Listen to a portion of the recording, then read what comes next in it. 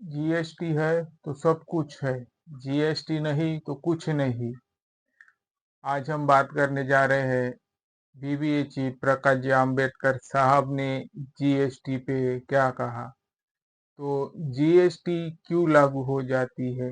GST इसलिए लागू हो जाती है क्योंकि जो राज्य राज्य के साथ आंतरिक राज्य के साथ केंद्र शासित प्रदेश और सेंट्रल जीएसटी एक क्यों फॉलो करना पड़ता है, क्या एक्सेप्ट करना पड़ता है, क्या नहीं, इसके बारे में आज हम चर्चा करेंगे। तो जीएसटी यानी जो कोई बड़ा बिजनेसमैन है, जो कोई लेबर्स है, उनको डिवाइडेड करके अलग अलग विभागों को कितना राशि दिया जाता है, कितना राशि देना चाहिए, ये शायद साल दर साल चेंज हो जाता है कि इस साल किस पर हमें फोकस करना है।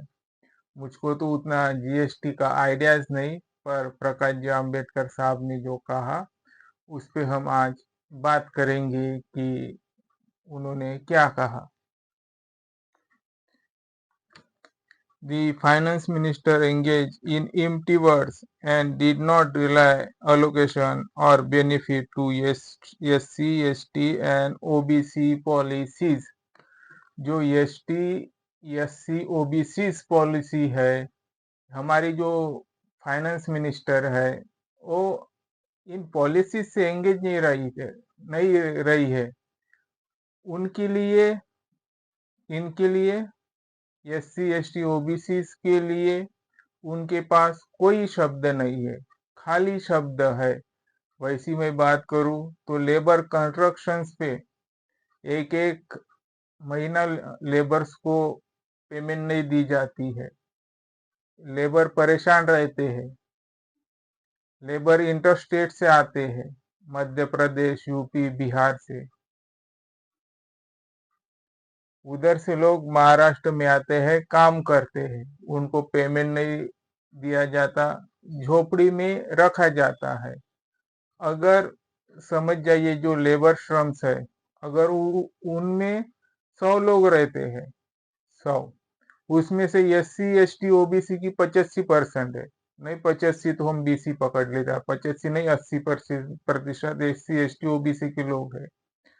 तो जितना भी इस डिपार्टमेंट को, लेबर को कितना जीएसटी देना चाहिए, पर उनको तो पेमेंट भी नहीं मिलता। क्या इसमें SC, ST, OBC के बच्चे कितने हैं, जनरल के बच्चे कितने काम करते हैं लेबर कंस्ट्रक्शंस में, ये भी हमें सोचना चाहिए।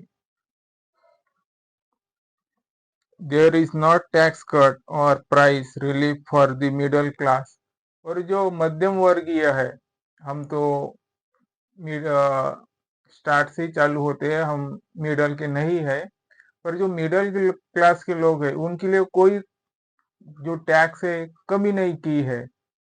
अगर टैक्स कमी नहीं की है तो वो जो मिडल, जो मध्यम जो व्यापारी है, वो किससे पैसा वसूल करेगा? जो लोअर है उससे।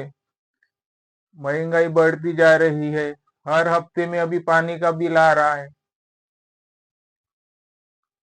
पहले 3 महीने में 250-300 रुपए, अभी हर महीने में 200 रुपए आ रहा है।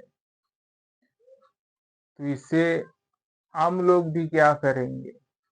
सिलेंडर पहले 400-500 का होता था, अभी 900, 1000 रुपए और 40 रुपए सब्सिडी आती है। क्या कट किया, क्या कट नहीं किया?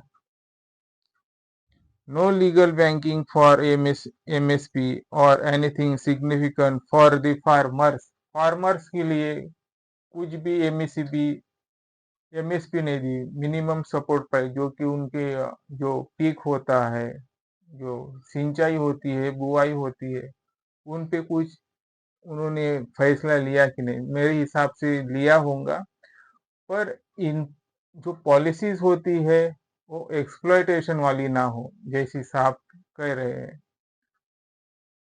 जरूर इसमें सिर्फ जो वर्ड्स है वो कहने के लिए नहीं हो, उसका फॉलो अंतिम लोग तक पहुंचे, तभी एक एक जीएसटी वेल डन हो सकता है। नहीं तो शायद महाराष्ट्र जैसी इस लेबर को पेमेंट नहीं मिलता है, काम बंद रहता है, परेशान रहते हैं, पहले उनके बच्चे स्कूल नहीं जाते हैं। एक बार मैं भी कंस्ट्रक्शन साइट पे गया, एक लड़की जो है पूड़ी निकाली उसने खर्रे की, तो उसने खर्रा खाया। मैंने कहा उससे कि आप खर्रा भी खाते हो? तो एक आदमी ने कहा सिर्फ वो खर्रा नहीं खाती, वो सब कुछ खाती है।